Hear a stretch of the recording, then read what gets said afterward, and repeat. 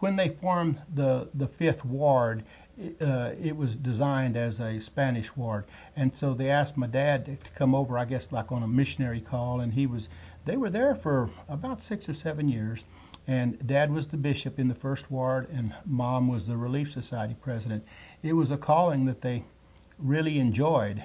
One night, this is when they had 2 or 3 meetings a day, one Sunday school in the morning, and then sacrament meeting would be later in the afternoon, and it was dark out, and all of the lights went out in the chapel, and Dad ran from the bishop's stand up there, ran down the aisle and ran outside and caught 2 girls in the neighborhood that had pulled the master electrical switch, and I think it scared them, but he didn't call the police or anything. He let them go.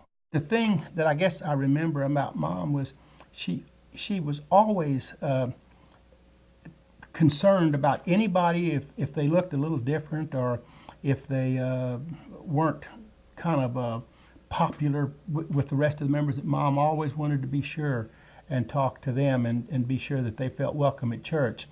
And then as a Relief Society president, well, she did the same thing. I can many times come home and Mom wouldn't be there because she'd be at the doctor's office with somebody or doing something, and Mom made very good homemade bread.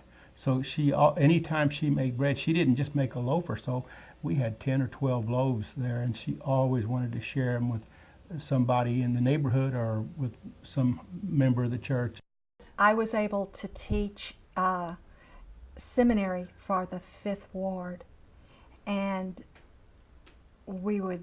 I'd go by and pick them all up in the morning before seminary, and then they'd go on off to school afterwards, and it was incredible. We now have persons who are bishops, have been on the High Council, that came out of that little group. There are now several that are working at the temple too, and that's the big payoff. That's the big payoff. But that was wonderful. That was really wonderful.